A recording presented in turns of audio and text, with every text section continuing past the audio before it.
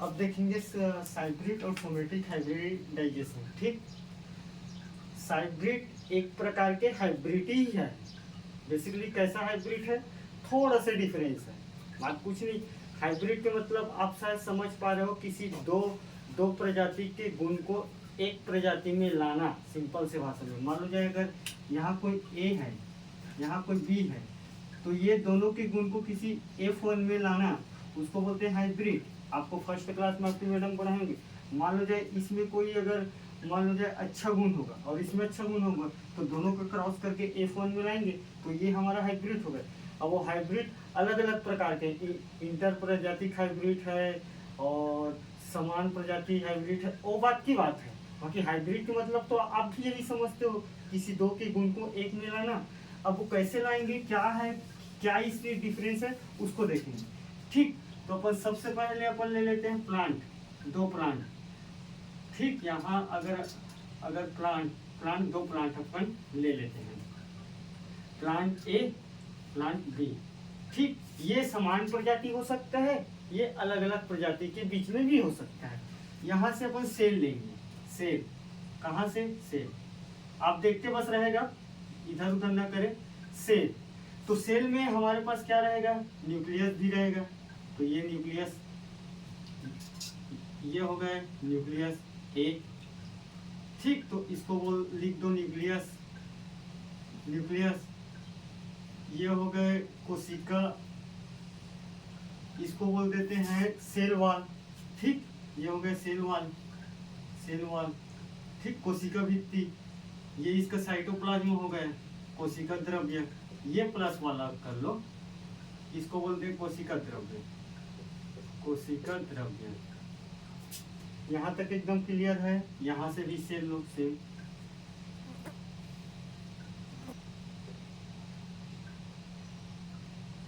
ये इसका न्यूक्लियस हो गया, ये इसका कोशिका द्रव्य हो गया।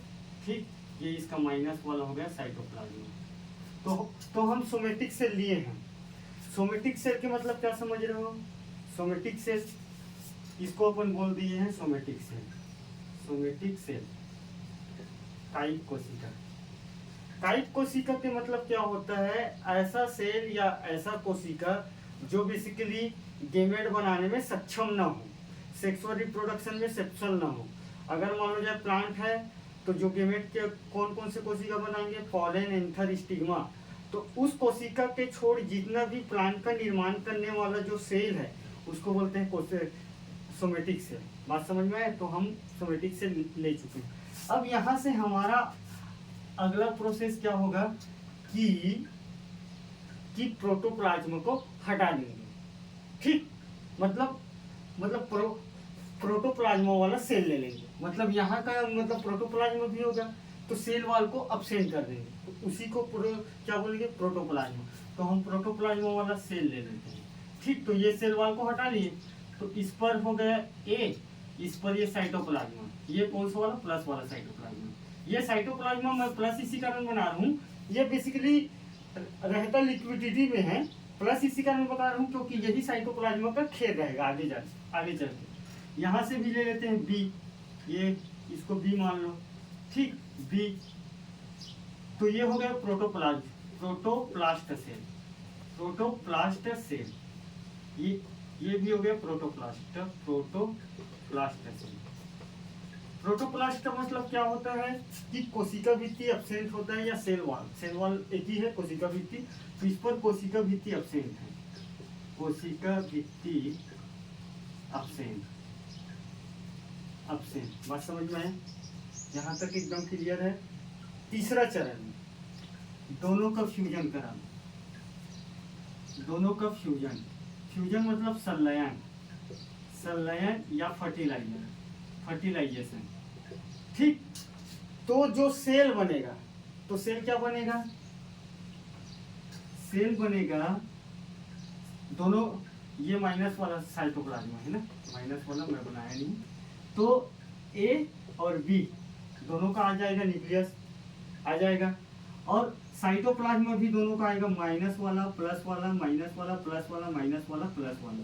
यहाँ माइनस प्लस का मतलब मैं दिखलाने के लिए अलग अलग ये लिक्विडिटी के रूप में है, और बनाते इसी का रहना है क्योंकि समझने के लिए। तो सोमेटिक हाइब्रिडाइजेशन क्या हुआ, दो अलग अलग स्पीसीज के प्लांट से हम प्रोटोप्लाज्मा को हटाकर, ठीक बेसिकली सेल वॉल को हटाकर प्रोटोप्लाज्मा का एक्सट्रैक्ट किए हैं, प्रोटोप्लाज्मा वाला जो सेल लिए हैं, और उन दोनों के बीच में जब हम फ्यूजन कराए हैं तो जो फ्यूजन के बाद जो सेल बना है उसको बोल देते हैं सोमेटिक हाइब्रिडाइजेशन। बात समझ में आए। अब हाइब्रिड क्या है? सोमेटिक हाइब्रिडाइजेशन मतलब सिंपल से भाषा में आप बता सकते हो, सिंपल से भाषा में दो प्रोटोप्लास्ट सेल के बीच में फ्यूजन कराना सोमेटिक हाइब्रिडाइजेशन का है। ठीक, दो डेफिनेशन में दो प्रोटोप्लास्ट के बीच में फ्यूजन या संलयन, फ्यूजन करा के जो सेल बनता है उसे सोमेटिक हाइब्रिडाइजेशन कहते हैं, सोमेटिक हाइब्रिडाइजेशन कहते हैं। ठीक, सोमेटिक हाइब्रिडाइजेशन क्या है? दो प्रोटोप्लाज्मा वाले सेल के बीच में जो फ्यूजन कराए हैं उसको बोल देते हैं सोमेटिक हाइब्रिडाइजेशन। यहाँ तक क्लियर है, इसको मिटा दूं।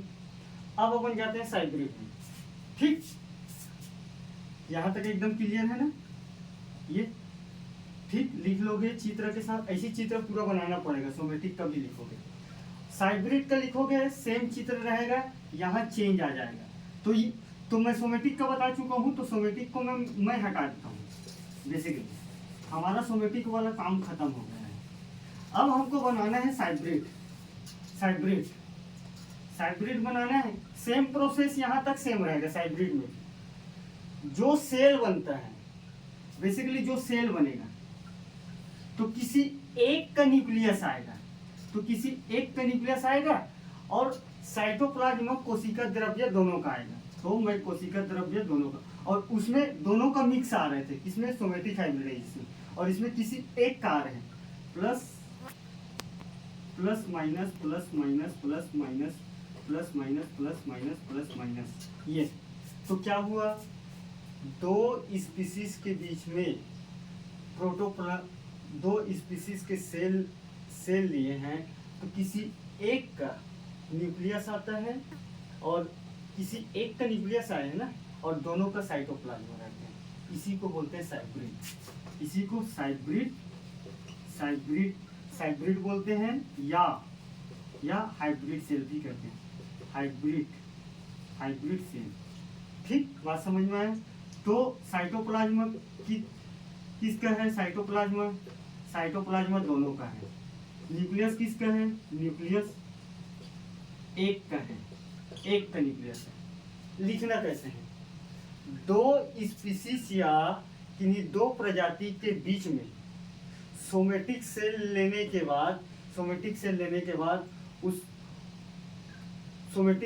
के बाद उसमें प्रोटोप्लाज्म का एक्सट्रैक्ट करते हैं, और एक्सट्रैक्ट करने के बाद फ्यूजन कराते हैं, और फ्यूजन जब कराए हैं तो किसी एक का न्यूक्लियस प्लस दोनों स्पीसीज के साइटोप्लाज्म अगर प्रेजेंट हो, तो इस कंडीशन को बोलते हैं हाइब्रिड का कंडीशन। मैं लिख देता हूँ, ठीक, लिख देता हूँ। यहाँ तक बन जाएगा सेम प्रोसेस, यहाँ तक सेम बनाना दोनों में। हाइब्रिड का करोगे तो दोनों का ला देना, और हाइब्रिड का करोगे तो किसी एक का बस लाना, न्यूक्लियस को। न्यूक्लियस एक का आया है, साइटोप्लाज्म दोनों का आया है, प्लस माइनस वाला। ठीक, तो हाइब्रिड क्या है? बेसिकली दो स्पीसीज के प्लांट के प्रोटोप्लास्ट के बीच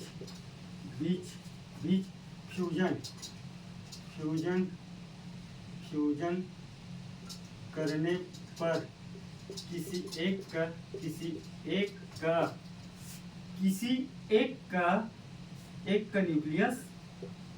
न्यूक्लियस और दोनों सेल का साइटोप्लाज्म। साइटोप्लाज्मा, प्लाज्मा आता है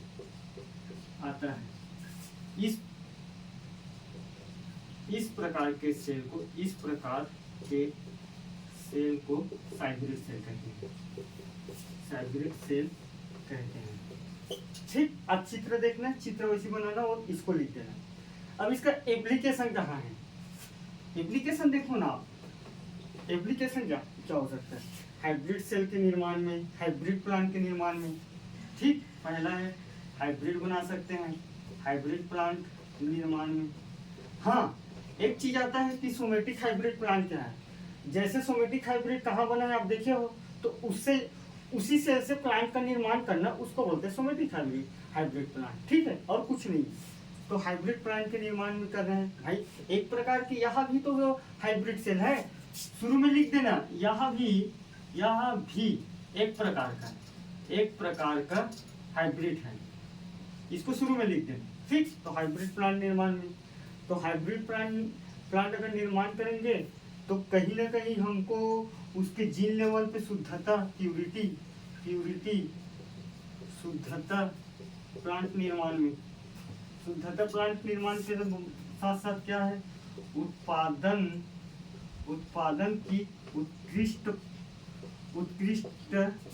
पौधे निर्माण में। अब बाकी और सोच के लिख लेना। अच्छा बात, हाइब्रिड के बारे में आप जानते होंगे, तो हाइब्रिड से जैसे आप एप्लीकेशन पढ़ते होंगे तो उसी एप्लीकेशन को यहाँ भी आप डाल सकते हो। ठीक है, और मैं माइक्रो प्रोपोगेशन नहीं पढ़ाने का मेरा एक ही रीजन है, क्योंकि माइक्रो प्रोपोगेशन को पढ़ाने के लिए पहले माइक्रो प्रोपोगेशन की चरणबद्ध तरीका को मैं पढ़ाता हूँ, तभी मैं कभी भी किसी भी कल्चर को पढ़ाता हूँ, क्योंकि सारी खेल माइक्रो प्रोपोगेशन के स्टेप में है। उस स्टेप को पढ़ने से सिर्फ एक सा प्लांट बस चेंज होता है, ये आप मान के चलो। और जैसे कि पॉलन कल्चर, डेफिनेशन चेंज हो जाएगा। हेप्लाइट प्लांट प्राप्त करने के लिए हम पॉलन कल्चर करते हैं, तो ये डेफिनेशन चेंज हो सकता है, मगर प्रोसीजर सेम रहता है। तो मैं आपसे सनम्र विनती है, मेरे से आप माइक्रो प्रोपोगेशन का जितना भी कल्चर है उससे उम्मीद न रखें। और डीएनए आरएनए वाला तो मैं बहुत सारा डाल ही दिया हूँ, उसको देखते रहे। ठीक, क्योंकि पेपर क्या है, दोनों पोर्शन से कनेक्ट करके आपसे पूछे जाएंगे। अगर आपको माइक्रो प्रोपोगेशन पता है और अगर आपको नैनो टेक्नोलॉजी पता नहीं है तो भाई तीन क्वेश्चन आएगा तो तुम्हारा नहीं बन पाएगा, क्योंकि तुम नैनोटेक का पढ़े नहीं हो। अगर मान लो नैनोटेक और डीएनए दिया है तो तुम पढ़े नहीं हो, तो तुम बना ही नहीं सकते। तो मिक्सअप टप आएगा क्वेश्चन, क्योंकि एक है मॉलिक्यूलर बायोलॉजी का पोर्शन है, एक है प्लांट बायोटेक के कल्चर संबंधित है, एक है नैनो टेक्नोलॉजी। 3 पोर्शन है तुम्हारे सिलेबस में। उस 3 पोर्शन का एक क्वेश्चन यहाँ से उठाएगा, एक क्वेश्चन यहाँ से, एक क्वेश्चन यहाँ से, तो तुमको तीनों को साथ में लेके चलना है। एक आध टॉपिक भले मार्कर कर छोड़ रहे हो तो चल सकता है, मगर तुम कंप्लीटली रूप से किसी भी पोर्शन को अगर मान लो जाए कोई बहुत ही लेंदी है करके अगर छोड़ोगे तो तुम क्वेश्चन को वहाँ जस्टिफाई नहीं कर पाओगे। ठीक है भाई, कल्चरल पढ़ के कितना जाओगे? कल्चरल में तो सिर्फ एक ही दो चार क्वेश्चन पूछेगा ना, क्योंकि डीएनए का टेक्निक से बहुत सारा है, उससे बहुत सारा क्वेश्चन बनेगा। और नैनो टेक्नोलॉजी तो 2 से 3 क्वेश्चन पूछना है, वो तो मैं पढ़ाया हूँ। आप 70-80 मिनट का वीडियो देख के अपने 3 पोर्शन कंप्लीट करे। डीएनए का तो मैं बहुत सारा डाला हूँ शायद। ठीक, थैंक यू।